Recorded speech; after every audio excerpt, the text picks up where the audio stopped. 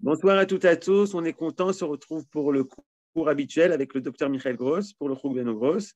Et la Haftara de la semaine, tu vas nous parler de Kadosh, Kadosh, Kadosh. Mechavod. Merci, Johan. Effectivement, là, on est parachat Yitro. Les Tunisiens en font une Seouda spéciale. Et parachat Yitro, il y a beaucoup de sujets. Il y a Yitro qui arrive et qui se rapproche du peuple juif. Il y a l'institution du système juridique. Ensuite, il y a le Mahamad Har Sinaï, les 10 commandements, les lois. Oui, on peut les compter une à une. Ils ont chacun leur importance. Kabed et Avicha vetimecha, le respect des parents. Le Shabbat, tu ne tueras pas, tu ne voleras pas, tu n'auras pas d'adultère. Ensuite, il y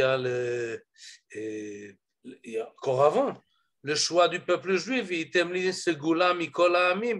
beaucoup de sujets. Et finalement, il y a encore le Misbeach à la fin pour conclure. Beaucoup de sujets importants et chacun de ces sujets aurait pu être choisi pour la Haftara. Mais ceux qui nous ont choisi la Haftara n'ont pas choisi aucun de ce que je viens de citer. Ils ont cherché un autre verset dans la paracha et pour cela, on va faire maintenant montrer la paracha. Et c'est ça, je crois. Ça, c'est... non, ça, c'est dans... C'est ça qu'il nous faut, voilà. De quel verset il s'agit? Il s'agit de ces versets-là, du chapitre 20 du livre de Shemot, les versets 14-15, peut-être un peu plus, on peut continuer jusqu'au verset 17, mais c'est ça qui a attiré l'attention de ceux qui ont choisi la Haftara. De quoi il s'agit dans ces versets-là? On va les lire. Tout le peuple fut témoin de ces tonnerres. C'est une traduction qui amoindrit un peu la force de la chose. Ro'im et takolot, ils voient les sons. Ils entendent le bruit, ils vont être à l'apidim, mais ils voient les feux et ils entendent le chauffard et toute la montagne qui fume. Vaya Ra'am et la réaction du peuple. On est là juste à la fin des 10 commandements, hein, on vient de les lire. Et on nous dit la réaction du peuple, c'est un recul en arrière. Il trembla et se tint à distance, Vayamdou merachok. Non seulement qui fuit en arrière, mais ils amènent un message à Moshe et ils lui disent non, ça va pas, on va mourir. Daber ata imanu venishmea, que ce soit toi qui nous parles, alors on pourra entendre. Mais si c'est Dieu qui nous parle, nous pourrions mourir. Ben namut, on va mourir. C'est pas possible. Et ça, cette réaction-là, elle est aberrante d'une certaine manière. Il y a un rapprochement d'Akadosh Baruch Hu qui descend du ciel, qui se tient sur la montagne. Il rassemble tous les enfants d'Israël autour de la montagne encore avant et il prend ses distances, il prend c'est limité. Il prévient, ne montez pas parce que c'est risqué. Alors, quand même, on a pris les directives qu'il fallait et il les a mis en arrière, mais quand même, devant cette présence divine extraordinaire, l'ensemble du peuple a l'impression qu'il va mourir. Et cette disproportion-là, elle est, je ne sais pas, moi, si j'aurais été Dieu, j'aurais été un peu brusqué. J'arrive, je vais à leur rencontre, et eux, ils font 3 pas en arrière, ça ne va pas. Ils ont peur de mourir. C'est pas bon. Et Moshe leur donne une réponse, il les rassure, ça va, n'ayez pas peur. Ça, toute cette mise en scène-là, c'est en fait une mise en scène didactique pour que vous conservez la peur de Dieu en vous. Mais alors, le peuple resta éloigné. Tandis que Moshe s'approchera de la Harafel, Shama Elohim, et Moshe monte encore une fois en haut et le peuple garde distance. Et ça, c'est assez impressionnant comme image.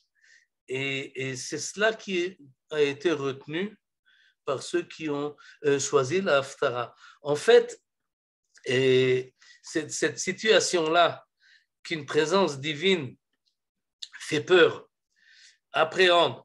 Et on l'a déjà vu, lorsque Moshe, la première fois qu'il voit une vision de ce genre-là, il se cache la face.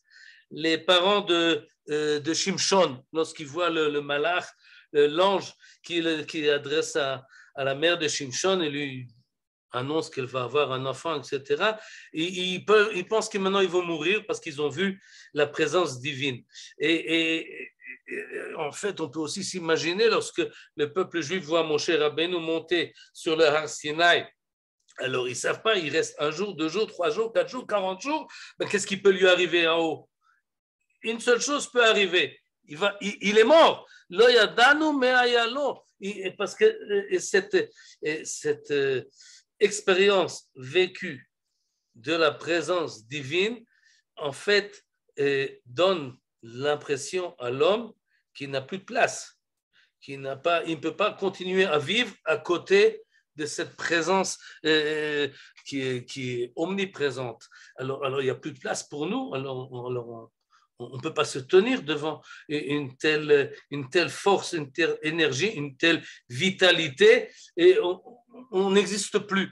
Et le Midrash dit Nafshi yatsa bedabro, un pasuk de Shir HaShirim, nous dit le Talmud à propos de Mahamad Har Sinaï. Nafshi yatsa bedabro, lorsqu'ils ont entendu la parole divine, alors le peuple juif, la neshama s'est élevée, ils sont morts.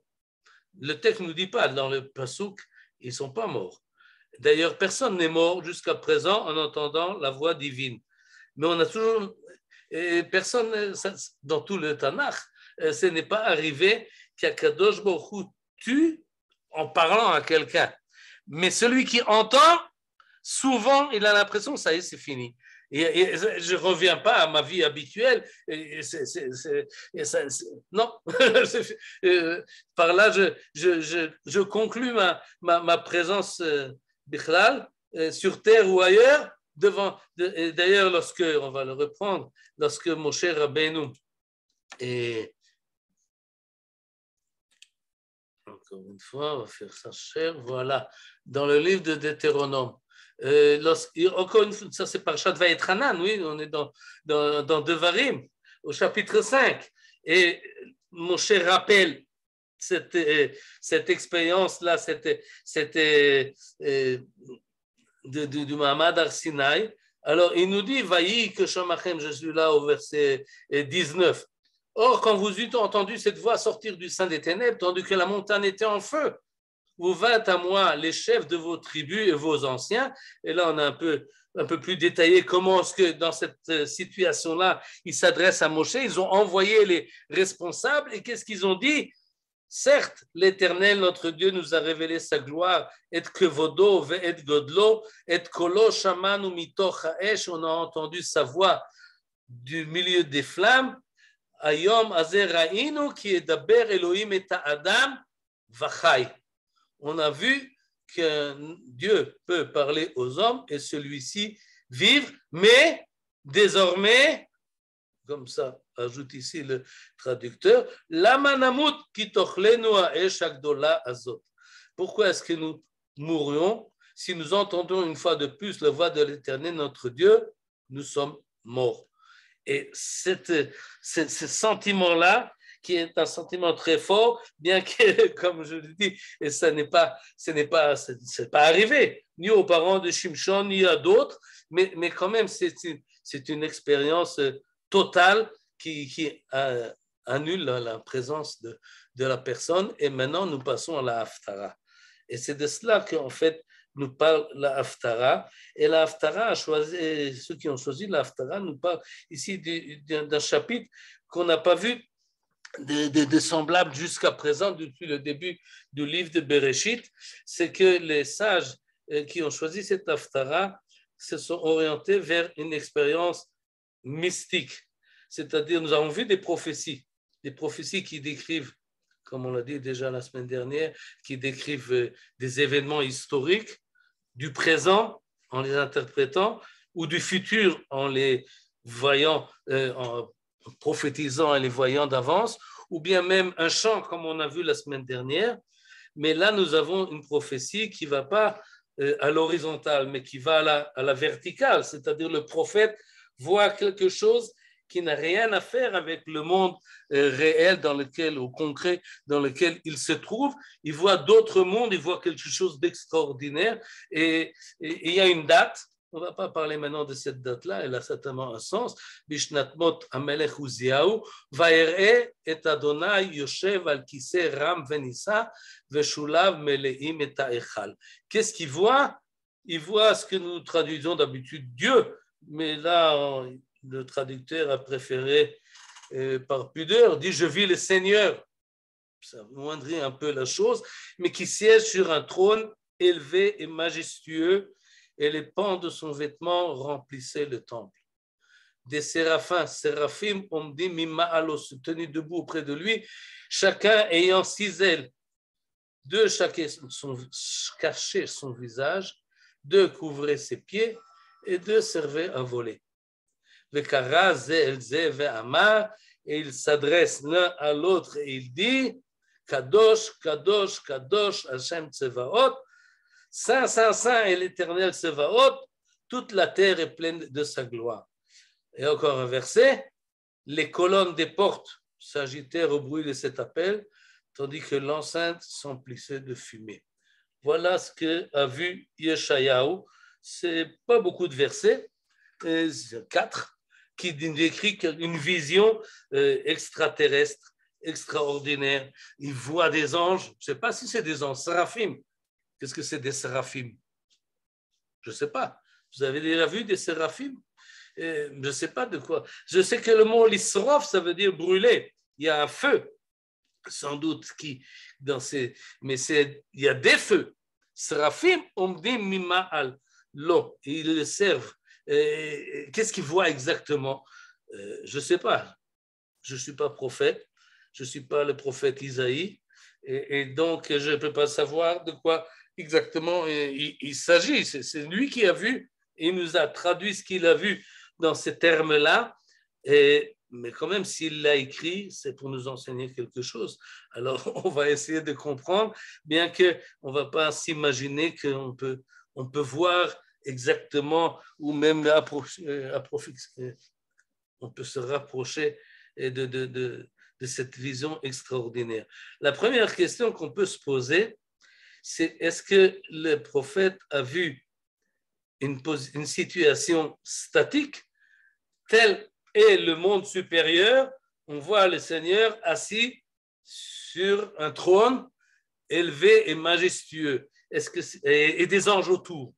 Est-ce que c'est quelque chose que le prophète voit parce que c'est comme ça toujours, et il a eu l'occasion exceptionnelle de cette apparition, ou bien est-ce que le prophète Isaïe voit un événement, il voit quelque chose qui maintenant ça se passe, mais ce n'est pas toujours comme ça?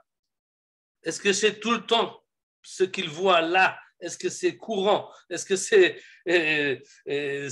une situation éternelle, fixe, ou bien c'est un événement qui vient lui dire voilà ce qui se passe en haut, parce que ça correspond avec, sans doute avec ce qui se passe en bas? Il y a un corollaire entre en bas et en haut avec les colonnes des portes qu'il s'agit, etc. Va bait imale Hashan, l'enceinte, donc il est dans une maison, et il y a un echal, il y a un temple. Alors, il y a une comment dire, une misguérette, un cadre concret de cette vision-là. Et dans ce cadre-là, il voit ce qu'il voit. Et il y en a qui pensent que c'est toujours comme ça, que chaque jour, les anges disent « Kadosh, Kadosh, Kadosh ». Et on sait déjà que ces textes-là, ces versets-là, sont peut-être les plus influents et les plus cités de tous les psukim, de tous les versets des prophètes, puisque ça a influencé la mystique,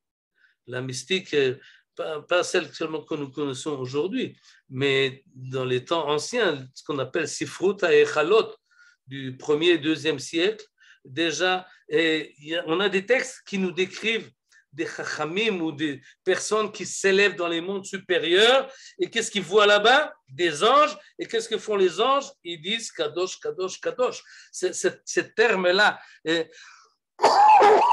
sont à la base presque de toute la mystique qui va suivre dans les Sifrut Echalot, dans le Zohar et dans les Hari, etc., etc. Cette idée-là qu'il y a des mondes supérieurs et qu'il y a des anges qui font transition et que les anges proclament la sainteté divine, oui, c'est une idée qui est pas seulement dans la mystique.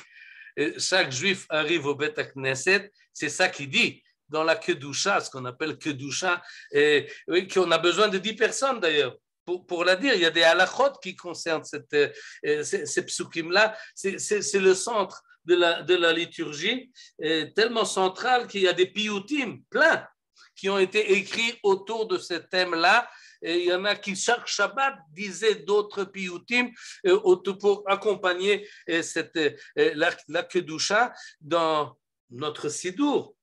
On dit cette Kedusha plusieurs fois par jour.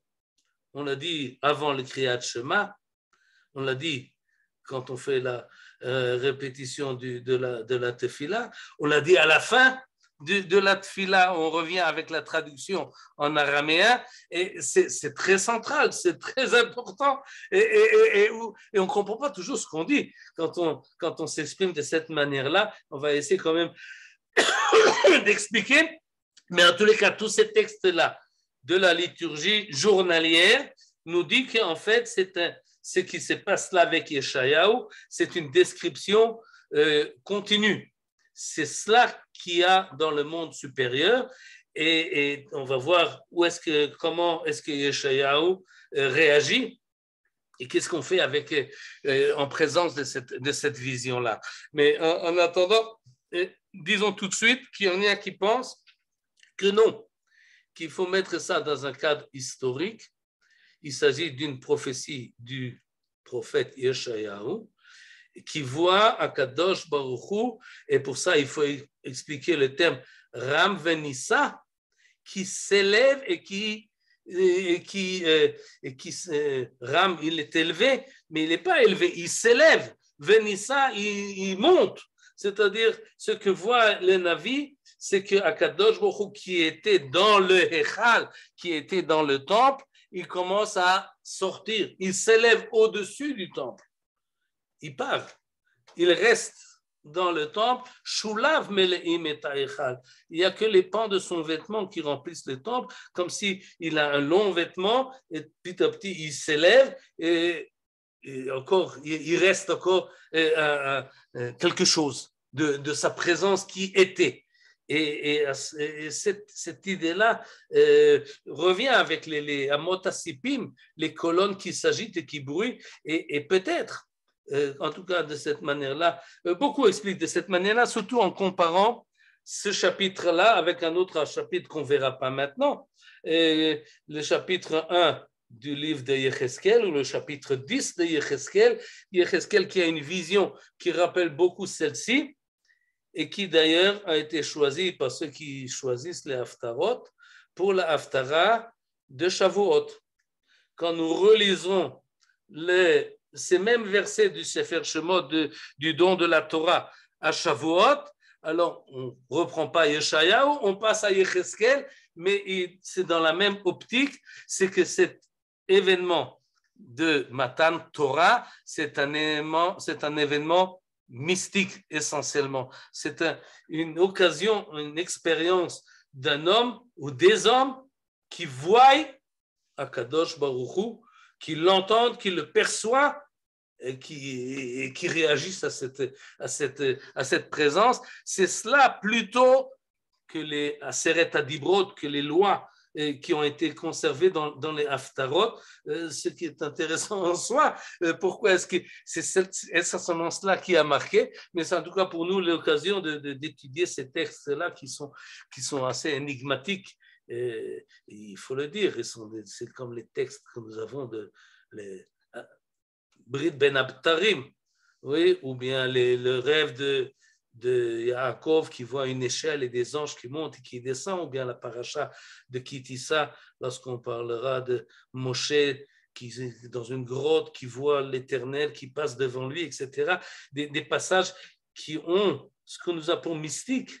Mais derrière ce terme-là, c'est un sentiment qu'il y a une expérience du divin beaucoup plus forte à laquelle on est habitué, et c'est pour cela d'ailleurs que ça amène les personnes à penser que ça y est, avec cela ils finissent leur vie et leur existence. En tous les cas, que ce soit un événement unique ou bien que ce soit une description continue, il y a des anges. Ce que nous appelons des anges, ça s'appelle séraphim. Et ces anges-là, ils ont des ailes, comme ça on traduit kenaphaim. Rambam Maïmonide, dans son Moreh Nevuchim, dans le guide des égarés, nous dit que kenaphaim, ce n'est pas des ailes. Kanaf, c'est quelque chose que l'on se sert pour se cacher. C'est d'ailleurs de cela que ça sert ici les kanaf. Kanaf, c'est le pan. À quoi ça sert un pan? Eh bien, on voit tout de suite.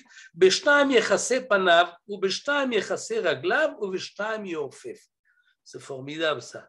Et ce sont des êtres qui ont des éléments. Pour quoi faire? Pour cacher leur face. Il y en a qui disent qu'ils cachent leur face pour que le prophète ne voit pas leur face. Mais la plupart des commentateurs disent non, ils se cachent leur face pour ne pas voir la présence divine. Parce qu'ils ont peur de la présence divine, de même que Moshe Rabbeinu, Mechasé Panav, ils se cachent, les anges aussi ont peur. Alors ils cachent pour eux qu'ils ne voient pas. Ou Beshtaim Mechasé Raglav, pour qu'ils ne soient pas vus. Deux ailes, disons, pour qu'ils ne voient pas, et deux ailes pour qu'ils ne soient pas vus, pour qu'on ne les remarque pas, pour qu'on ne voit pas qu'ils existent. Alors, ils n'existent pas. S'ils ne voient pas, ils ne sont pas vus. Alors, quelle est leur présence? En quoi ils existent? Quelle est leur consistance? Alors, il y a encore deux ailes qui marquent le mouvement. On ne sait pas exactement qui c'est qui se meut là, parce qu'on ne les voit pas. Ils sont entièrement recouverts, mais on voit qu'il y a un mouvement. Et c'est ça tout ce qu'ils ont, c'est un mouvement. Et ils ont encore une chose, c'est peut-être cela le mouvement, n'est qu'une voix, n'est qu'un cri, n'est qu'une expression, n'est qu'une parole, et cette parole dit Kadosh, Kadosh, Kadosh, Hashem Tsevaot. Tout ce qu'ils peuvent dire devant cette présence divine, oui, les séraphim, ce n'est pas des êtres humains, c'est des choses, sans doute des éléments beaucoup plus spirituels. Tout ce qu'ils peuvent dire, ici c'est traduit saint, saint, saint. Ok, c'est ce qu'on a, comme ça on traduit d'habitude Kadosh. Le Rav Soloveitchik aurait traduit transcendant, transcendant, transcendant. C'est ça que ça veut dire, c'est-à-dire c'est au-delà, au-delà, au-delà. Évidemment, transcendant, c'est un mot, une forme philosophique de s'exprimer pour ne pas dire qu'il y a ici quelque chose de concret. Et c'est pour exprimer, et c'est pour ça que c'est répété plusieurs fois, parce que c'est au-delà de tout. C'est ça que l'on veut dire. Kadosh, Kadosh, Kadosh, Hashem Tsevaot, l'Éternel qui apparaît ici, il est au-delà de tout entendement, même de l'entendement, on ne sait rien d'Akadosh Baruch Hu. Et rien du tout. Ou Kadosh, Kadosh, Kadosh. Mais, Meloch haaretz kevodo. Et ça, c'est en opposition. Mais c'est évident. Toute la terre est pleine de sa gloire. Meloch haaretz kevodo. Il est transcendant, mais il est immanent. Toute la terre est pleine de sa gloire, que Vodo Malé Olam, c'est une autre expression qui dit à peu près la même chose. Il y en a qui essaient de voir une nuance entre les deux, mais en tous les cas, il y a une présence divine totale, bien qu'il soit transcendant, il est ici présent, il s'élève, mais il reste. Et ce reste-là, ce n'est pas lui, c'est sa gloire, c'est ce qu'on appelle que Vodo, C'est une notion qu'il faut élucider, qu'il faudra y réfléchir. Je ne sais pas si on aura le temps maintenant d'en parler, mais ce qui est évident, ce n'est pas lui. Ce n'est pas Vaere et Adonai Yoshev al Kiseh. Lui, Adonai, il s'élève. Ce qui reste ici dans le Shulav qui remplissent le Echal, c'est son kavod. C'est une présence que l'on peut, nous, un peu concevoir. Encore une fois, Maïmonide, dans le guide des égarés, fait le rapport avec le kavod qui rentre dans le Echal à la fin du livre de Shemot, lorsque le tabernacle est fini. Alors personne ne peut y rentrer. Qui m'allait à Hachan, c'est plein de, comme il y a marqué ici, va balayer Imané Hachan. Oui, c'est plein de, traduit par une fumée. Et que Vod Hashem, la présence divine qui arrive, et dans cette présence-là, qu'est-ce qu'ils font les Bnei Israël d'habitude? Ils se prosternent à terre, et quand il apparaît la présence divine, que ce soit dans les nuées, Ananea HaKavod, comme ça on les appelle, ou que ce soit une présence qui arrive, la réaction est, on se met à plat ventre, on se prosterne, on attend, et on est plein de soumission. Mais comment réagit Yeshayahu Hanavi à ce qu'il vient de voir? Et en tout cas, vous voyez là encore une remarque, pourquoi ça a été choisi. Et les Srafim, Ve'abayit Imale Ashan, et le tremblement, ça rappelle Mahamad Arsinaï. Évidemment, il y a une grande différence, c'est que là-bas c'était collectif, alors qu'ici dans notre paracha, c'est individuel, il n'y a que le prophète qui est témoin de cela, alors que là-bas c'était l'ensemble du peuple juif. Mais les éléments se rappellent, il y a un feu, il y a un tremblement, il y a une voix, il y a un bruit, il y a Ashan, il y a de la fumée qui obscure tout, on ne voit rien. Rocher Anan Varafel, on entend. Et qu'est-ce que dit alors Isaïe? Va Omar, Oili ki nidmeti. Oi, va, ce qui m'est arrivé, c'est terrible. Pourquoi c'est terrible? Au lieu d'être content, au lieu d'avoir eu l'occasion de peut-être que tous les mystiques voulaient avoir cette occasion-là de voir ce qu'il a vu, la réponse, sa réaction était Oili, malheur à moi, je suis perdu. Nidmeti. Et comme ça, traduit également Rashi, Nidmeti, Nitmeti, Metz, mais la chante Metz, je suis mort. Maintenant, je vais mourir, je suis perdu. Et pourquoi je suis perdu? Parce qu'il y a un trop grand écart en ce que je viens de voir et ma propre personne. Je ne peux pas tenir le coup devant cela. Je disparais. Ishtames fatay manochi. Je suis un homme aux lèvres impures. Je demeure au milieu d'un peuple aux lèvres impures. J'appartiens à une réalité qui est très loin de ce que je viens de voir. Il y a une pureté, une sainteté qui m'est apparue et moi, je n'ai pas de place devant cette sainteté, devant cette pureté. Je suis rien du tout. Qui est un Melech Hashem Tsevaot Ra'u Enai. J'ai vu là quelque chose qui a un écart beaucoup trop grand. Je ne peux pas remplir ce fossé qui me sépare de l'éternel. Et donc, Oili Kinidmeti. Je suis foutu. Je suis perdu. Ça y est, ma vie s'arrête là. Et alors, il lui arrive un miracle, c'est qu'il continue à vivre. Et comment ce miracle se passe, nous dit le texte. Et un des séraphins, c'est rapidement envola. Oui, il vole, c'est donc ça va vite. Et qu'est-ce qu'il fait? Il prend Ritzpa. C'est pas un mot Ritzpa, aujourd'hui on dit c'est un plancher, mais là c'est traduit comme une pierre ardente. Ritzpa, c'est presque les mêmes termes que le saraf. Oui, il faut traduire le tzaddik en samech. Et alors, vous avez ici la même expression. En tout cas, quelque chose de brûlant. Évidemment, ça brûle parce qu'il a dû le prendre avec des pincettes. Et d'où il prend cette pierre ardente du misbéach. Donc, cette vision-là a un rapport avec le Hechal, avec le Baït, avec le temple, avec la maison, avec le tabernacle. Et il prend de là-bas une pierre. Et qu'est-ce qu'il fait avec cette pierre? Il lui touche les lèvres. Et de cette manière-là, tu pensais que tu étais impur, eh bien, tu n'es plus impur. Ça va, calme-toi. Chatatcha techupar, tes fautes sont effacées, tu peux continuer à vivre, tu n'es peut-être plus le même que tu étais avant. Et beaucoup pensent que bien que nous sommes au chapitre 6, c'est une intronisation de Yeshayahu dont on parle ici. Il devient à ce moment-là prophète. Il pensait qu'il ne pouvait pas tenir, mais oui, il a possibilité de continuer. Et il y a une autre interprétation qui, à mon avis, convient plus à l'ensemble du contexte là, qui nous donne Ibn Ezra.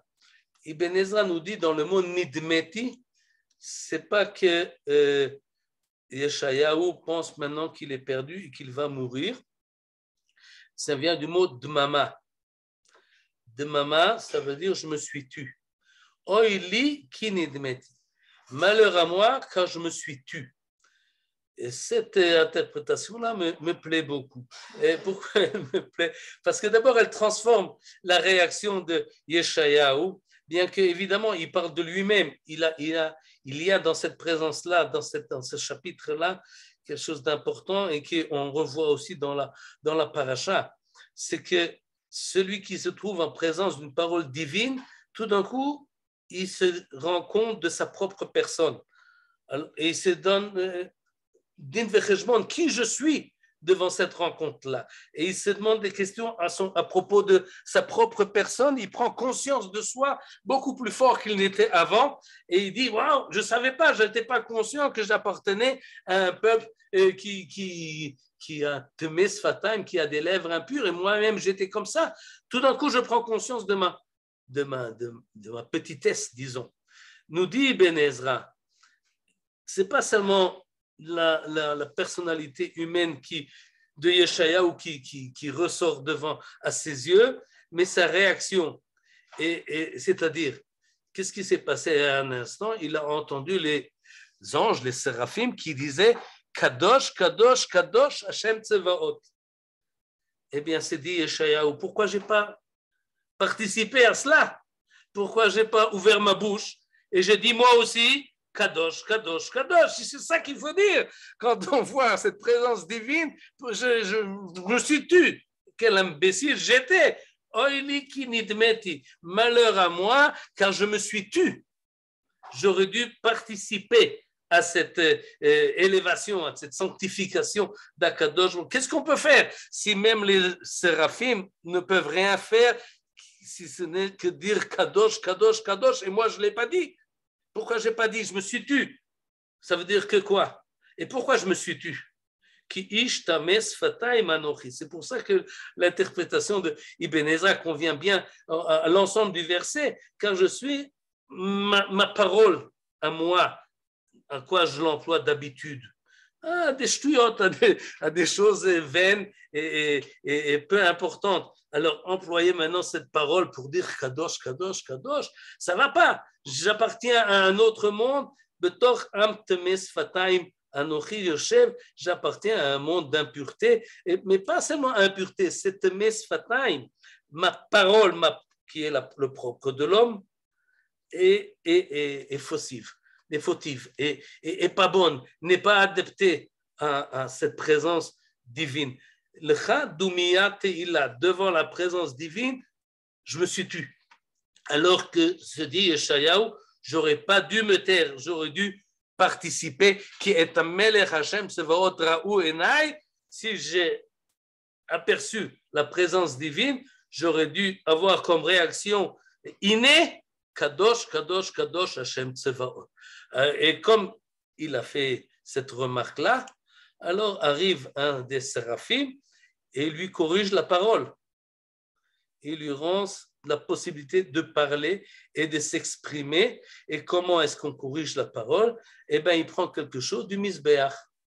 Le misbéach, ça représente la tahara, la pureté, une des pierres qui brûle sur le misbéach, et il le rapproche de ses lèvres, et avec cela, maintenant, tu es un homme qui peut parler, qui peut s'exprimer.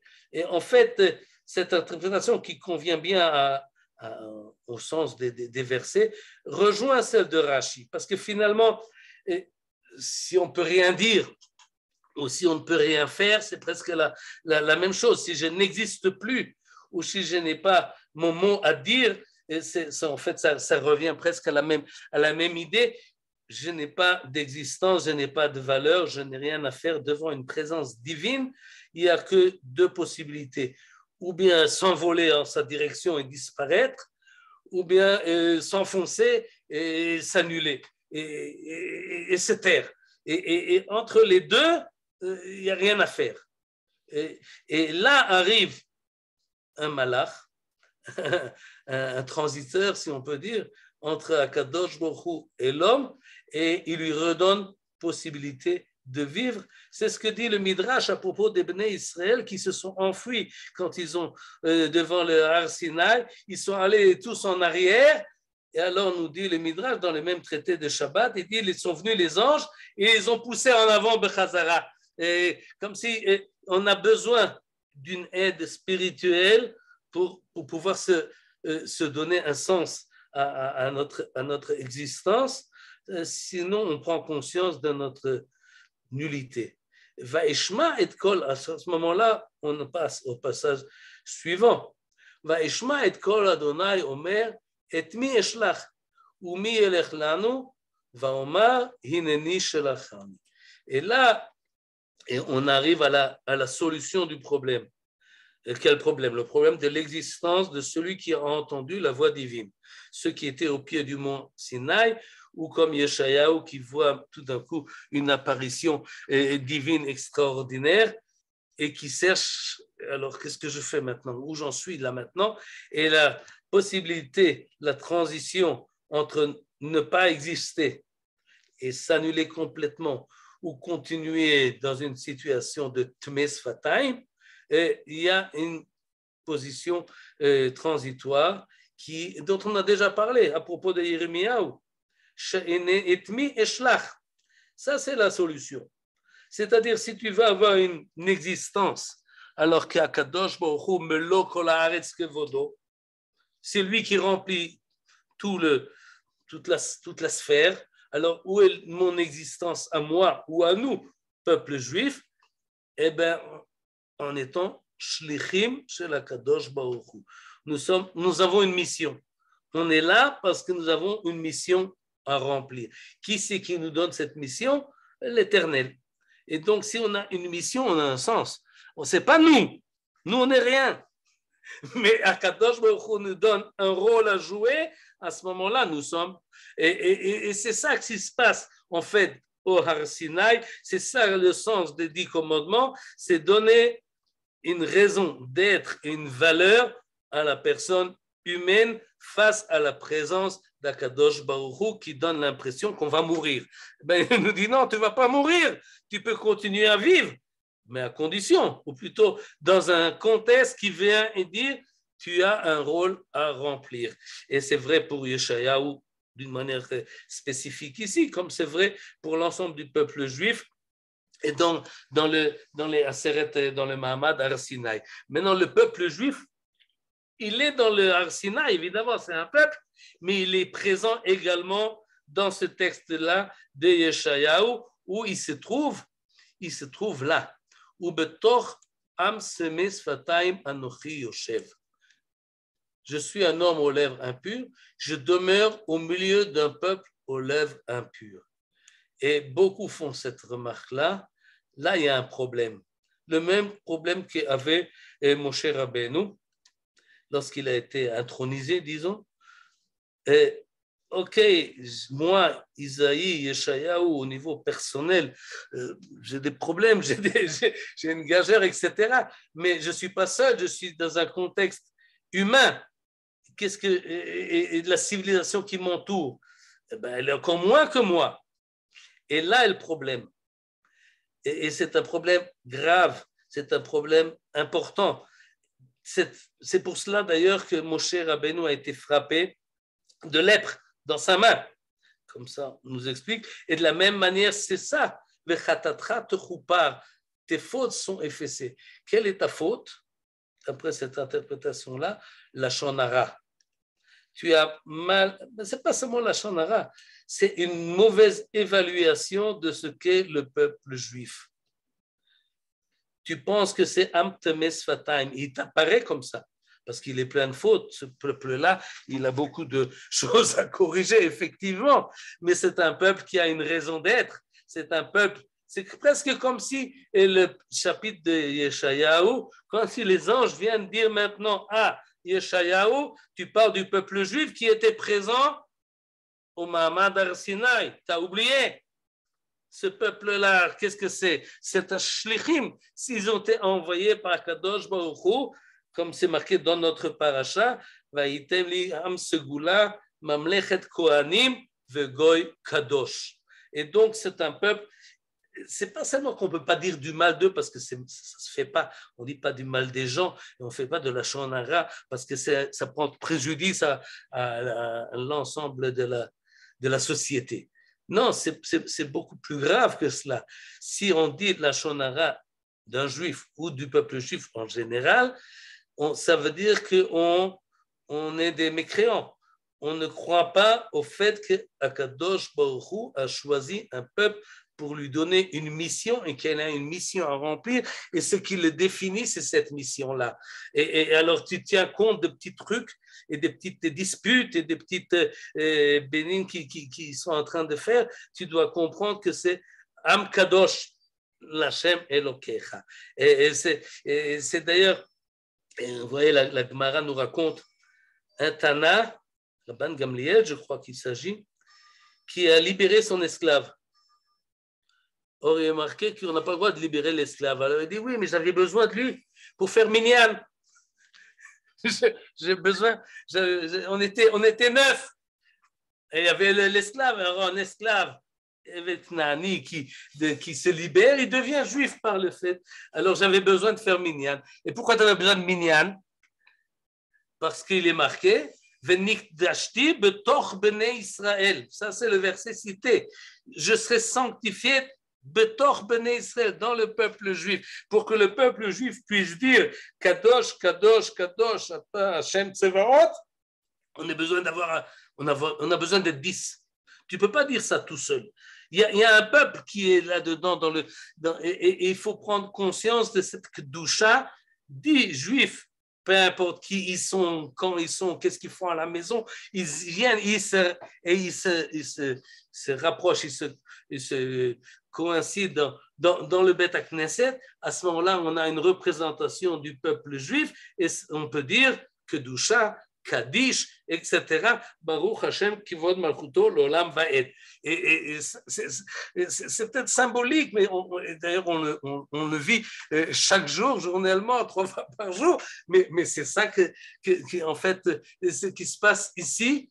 Et la suite est pas moins impressionnante, parce que finalement, ce que doit dire Yeshayahu au peuple juif, c'est pas des, comment dire ça, mahmaot, c'est pas des félicitations, c'est pas oui, au contraire, sa mission à Yeshayahu, c'est de corriger le peuple, que le cœur de ce peuple soit épaissi, que ses oreilles soient assourdies, que ses yeux soient hébétés, de peur que ses yeux ne voient clair, que ses oreilles n'entendent, que son cœur ne comprenne, qu'il ne s'amende, alors il ne... Et comme si si on traduit ça littéralement, il y a d'autres interprétations, mais en fait, de quoi le peuple a peur? On lui fait des remontrances, on lui parle, chamois, ou chamois, altavinu. Ils ne veulent pas comprendre, ils ne veulent pas entendre. Pourquoi? De quoi ils ont peur? Ils ont peur de la même peur qu'avait Yeshayahu, d'un surplus de spiritualité. Devant une spiritualité trop forte, je ne peux pas tenir. Alors je préfère prendre distance. Je préfère m'éloigner, continuer ma vie peinard et m'insérer dans mon journalier, peut-être pas très élevé, mais avec lequel je suis habitué. J'ai peur de quoi? Penir et benav, de peur de voir et de peur d'entendre, ou le vavo yavin et de comprendre, et à ce moment-là, je vais faire tchouva? Non. Ouais, la tchouva appréhende. C'est assez profond comme psychologie d'ailleurs. On a peur, souvent, si on est pris tout d'un coup, c'est pas, même des fois, ça nous dépasse, d'un sentiment de, je sais pas, Yom Kippour ou d'autres occasions, devant une spiritualité qui nous enveloppe, on dit pourquoi je suis pas comme ça tous les jours? Et rapidement, on revient à notre habitude et à notre niveau de vie, niveau spirituel de vie, parce que est-ce que je peux tenir le coup en étant toute l'année à Yom Kippour?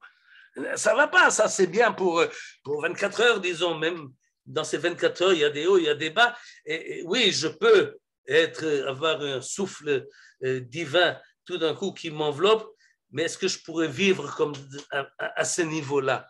Et ça appréhende, ça fait peur, et c'est cela que Yeshayahu doit venir maintenant dire au peuple juif, ben sache que non, tu peux. Et il se pose des questions, Admata, etc.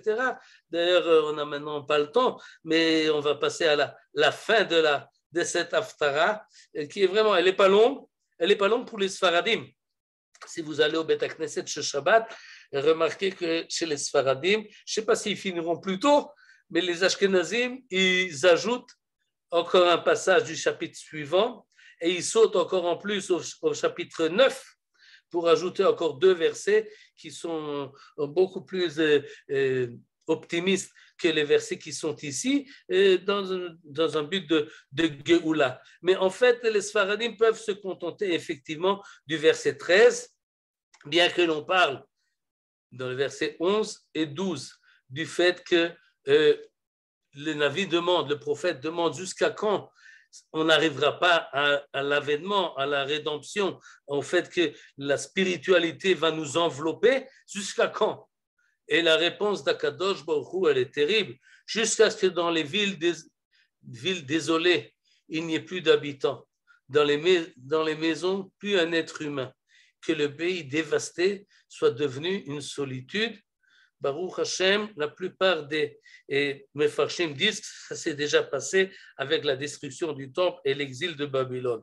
Verichak Hashem et Adam, l'Éternel disséminera les hommes et grand sera l'abandon au sein de ce pays. Lorsqu'il ne restera plus rien, alors on pourra commencer à vivre. Et comme si la mort devant la présence divine est obligatoire pour recommencer.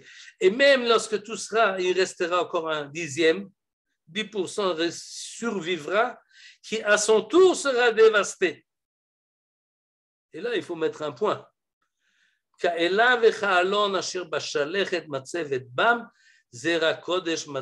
Jusqu'ici, c'est terrible.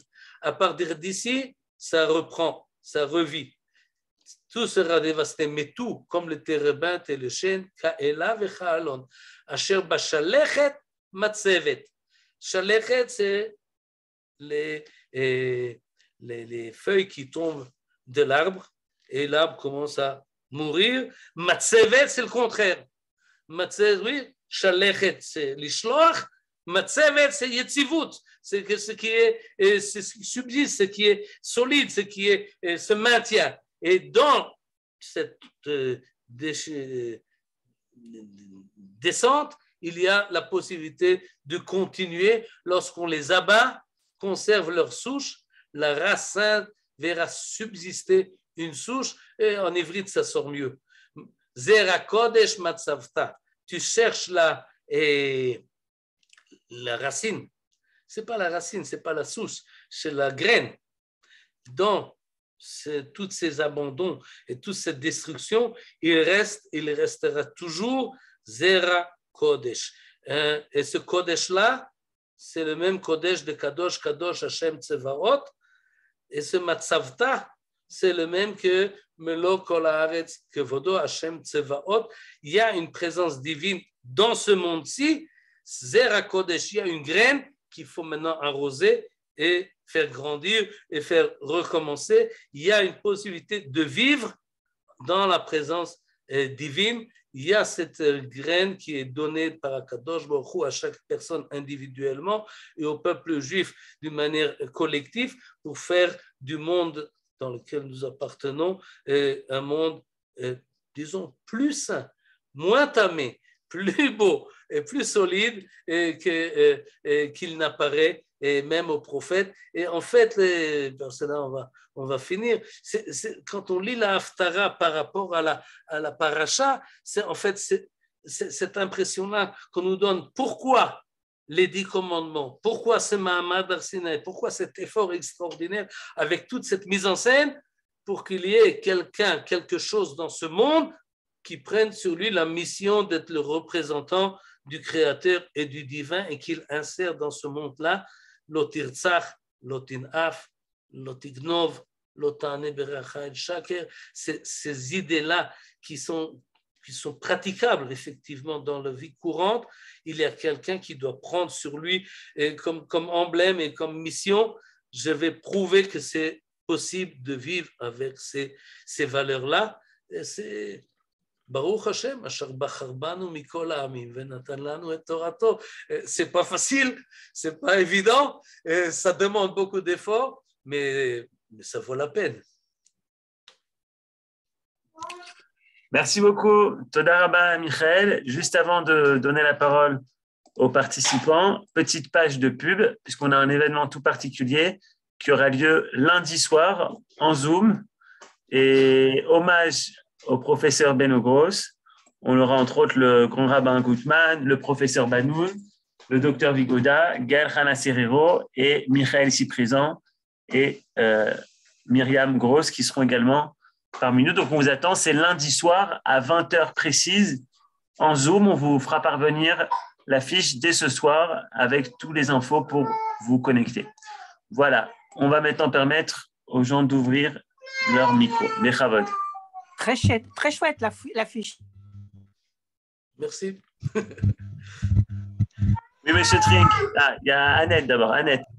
Michael, je voudrais vous demander un sens au fait que Hachem Tzvaot, c'est la définition de cette vision. On a l'impression que c'est le sens du divin dans un sens d'une armée. Et est-ce que ça a été commenté ça parce que tout le reste, quand il dit Adonai, et après ça, il dit. Là, c'est Hachem Tzvaot, je crois 3 ou 5 fois, je ne sais pas compter. Oui. Vous pourriez m'expliquer s'il y a une interprétation de cette chose? Oui, mais pas dans une connotation d'armée militaire, dans ce sens-là. Ce n'est pas de combattants ou quelque chose dans ce sens-là de guerre et de guerriers, mais plutôt dans la multitude. C'est Hachem Tzvaot, c'est l'un qui dirige la pluralité. C'est-à-dire, nous sommes dans un monde pluriel, dans un monde où chacun est différent d'autres, et Akadosh Baruch Hu, il est un. Et Hachem Tzvaot vient nous dire, ça convient. C'est-à-dire, on peut mettre ensemble cette unité avec cette disparité. Monsieur Trink va m'aider à tout. Oui, en fait, quand on dit Hachem Tzvaot, cette diversité dans l'unité. C'est ça que d'habitude on exprime.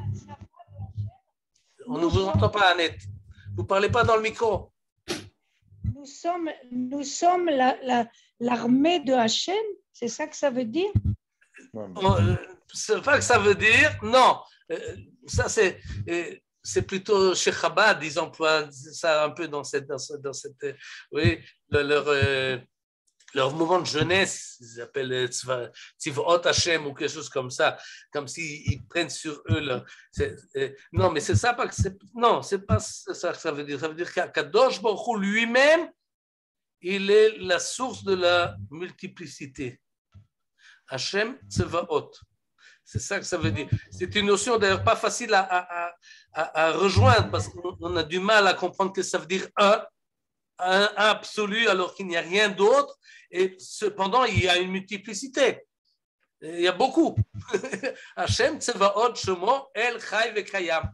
Oui, c'est paradoxal pour un cerveau humain, mais c'est une déclaration de foi qui dit oui, il est un, malgré que nous voyons des différences. Je peux vous poser une autre question aussi, parce que mon problème, c'est que Dans ce texte-là, c'est très, très important ce nom. C'est le centre de cette Haftara, c'est la Tzava. Je ne sais pas ce que ça veut dire. Je ne sais pas non plus. Mais les séraphim, les anges, ils sont toujours multiples. D'ailleurs, dans les textes, on en fait des myriades.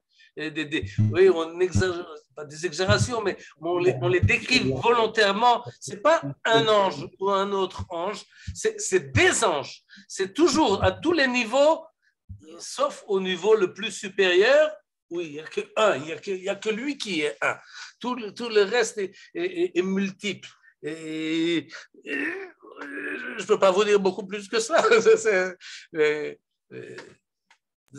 Alors, c'est possible que dans Yeshayahu, lorsqu'on voit qu'Akadosh Baruch Hu quitte le monde, il le laisse dans sa division, dans sa multiplicité, dans ses problèmes.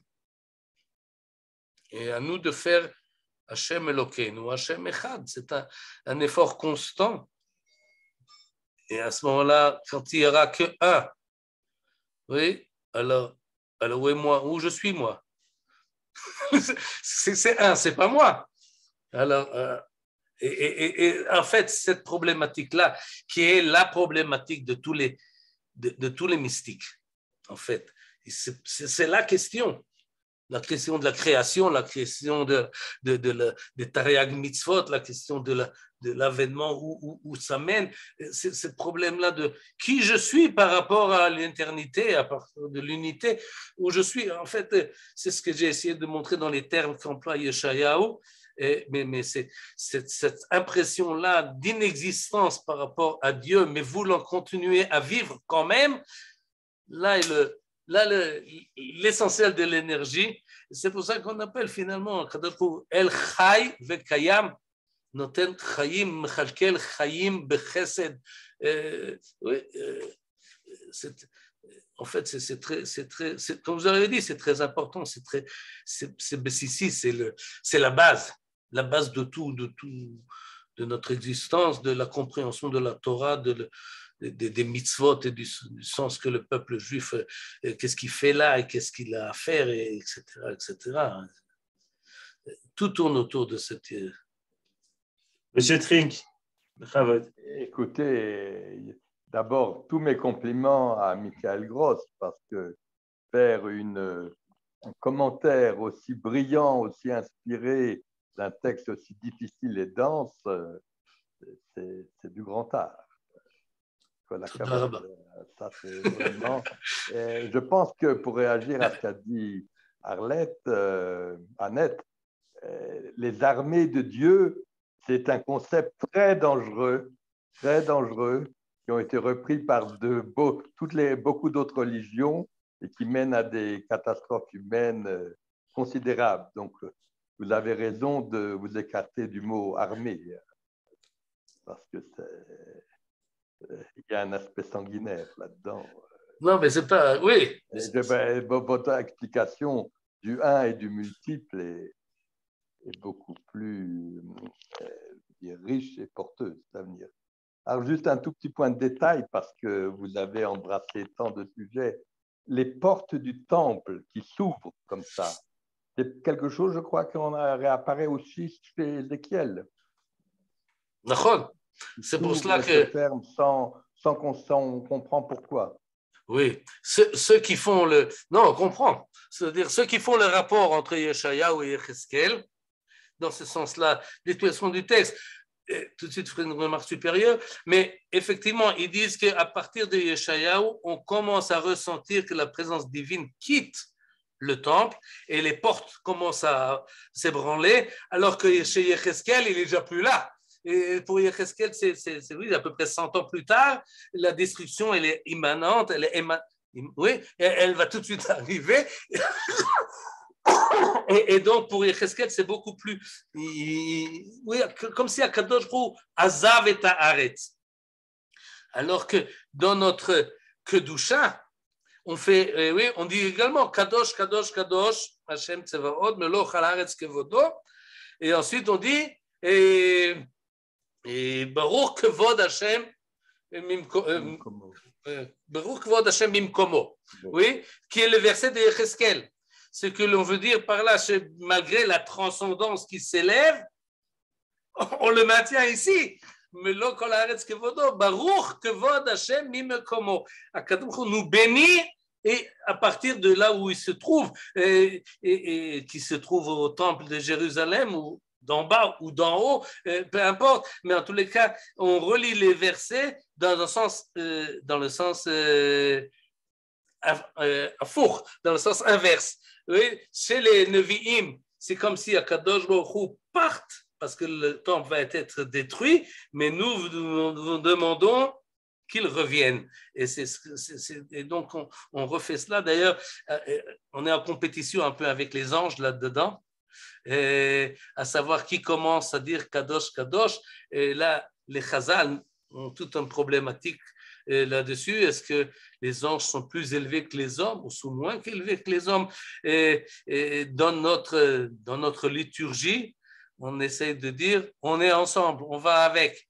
Et dans les brachot avant Kriyat Shema, et dans la tfila Keter yitenu lecha, Malachim hamon emala im amcha Israël kevutse mata. Et donc, on n'est plus en compétition avec les anges, on essaie de réunir l'ensemble du cosmos, de tout ce qui existe, nous tous ensemble, Kadosh, Kadosh, Kadosh. En fait, c'est ça la Kedusha. Oui, c'est important, c'est pas pour rien que ça fait partie, c'est tellement central dans le Sidour et dans la prière. Et on ne peut pas le dire tout seul. C'est une idée vraiment extraordinaire on peut le dire. C'est grâce à cela que les communautés juives ont réussi à se maintenir là où ils étaient, parce qu'il fallait un minyan au Beit HaKnesset. Ça a l'air très prosaïque, mais c'est une idée géniale. Parce qu'on parle de religion, là, on parle de rapport individuel avec Dieu. Non, ça n'existe pas. Tu dois avoir minyan. C'est Gaon. C'est formidable.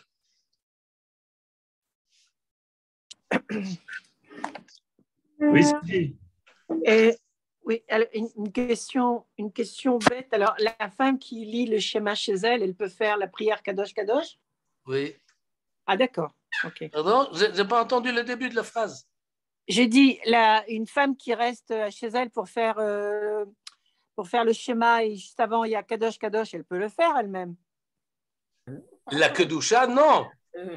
Autant que ce soit, on peut toujours dire les versets, on peut lire les passages dans le livre de Yeshayahu. Non, dans le Sidour, on peut dire Kadosh Kadosh quand on fait la prière. Quand on est avec un minyan. Non, mais si moi je reste à la maison et si je lis juste tout ce qu'il y a avant le chemin. Ah, avant le chemin, oui. Ah, d'accord. Oui. Okay. Avant le chemin, oui, mais dans la Chazarat Hashatz, vous ne faites pas tout seul quand vous êtes tout seul à la maison. Ah oui, bien sûr. Non. Je ne fais pas la Chazarat, oui. Oui, et Kaddish, on ne fait pas tout seul. Il y a non, des non. On ne peut pas dire tout seul. C'est une idée forte, c'est une idée importante. Oui, non. Je parlais juste avant le chemin, quoi. Et ça rappelle les notions de Tsevaot. Oui. Si je peux dire tout seul, alors à quoi servent tous les autres? Exact. Oui, ça ne va pas. Non, j'ai besoin des autres. Sinon, je ne peux pas m'élever. Vraiment, c'est une notion très importante. Michael, à ce sujet de Kadosh Kadosh avant le schéma, si on est seul, est-ce qu'il ne faut pas justement le faire avec la mangina des psukim pour ne pas, justement ne pas, parce qu'on n'est pas en minyan? Non, on ne dit pas d'ailleurs avec les psukim. Non, ça a été dit à propos des Yud Gimel Midot, les 13 qualités d'Akadosh Baruch Hu, qu'on ne dit pas tout seul. On dit, alors si on veut le dire, on dit comme si on lisait dans la tfila, dans la brachot, autant que je cherche, moi je ne suis pas un décisionnaire, mais autant que je cherche dans la halakha, si on prie à la maison, pas en minyan, on dit les brachot avant Kriyat Shema, y compris ces psukim-là de Kadosh, Kadosh, Kadosh, etc. D'ailleurs, on le dit en citant les anges, c'est ce que disent les anges. Alors on les cite. Et la partie en araméen, on peut la dire aussi quand on est seul à la maison. Oui. D'ailleurs, d'après les textes, on dit la traduction en voix basse. Oui, oui, ça je sais. Les versets, on dit en voix haute, et la traduction en voix basse, et la traduction, on n'en a pas parlé aujourd'hui, mais elle change un peu du sens littéral. Michael, désolé, je lis ce qu'il y a chez les Sfaradim dans le Kavanat Alev.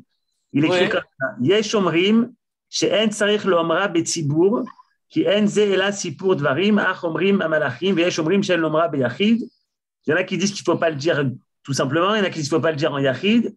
Vetov lachouch te divrehem chez yachid. Et c'est bien donc de faire ce que yachid, yomrena benigun vetamim kekore batora. Et dans ton Sidour, il y a des ta'amim Non, oui, moi c'est Sfaradim. Il y a écrit Shulchan Aruch Rema Siman Nuntet. Ok, alors je vais vérifier. Oui, Je sais pas. Johan, tu es un Peut-être homme. c'est Sfaradim, je ne sais pas. Peut-être ça se dit, on les dit assis, pas debout. Oui, ça c'est certain. Oui, pas debout. Bon. Surtout, Okay. Doucha des Sidra, on s'assoit spécialement chez les Sfaradim, pas chez les Ashkenazim. Mais les Sfaradim s'assoient tout d'un coup tous pour dire ça assis. Oui. Motsai Shabbat, par exemple, quand on vient de dire le Kaddish debout, tout le monde, tout à coup, s'assoit rapidement pour s'asseoir. Oui. Donc, vous voyez, ces versets-là de Yeshayahu ont une influence dans la halakha, dans beaucoup de choses. Oui, ils sont centrales. Alors, je vais vérifier la halakha, Johan, on va voir.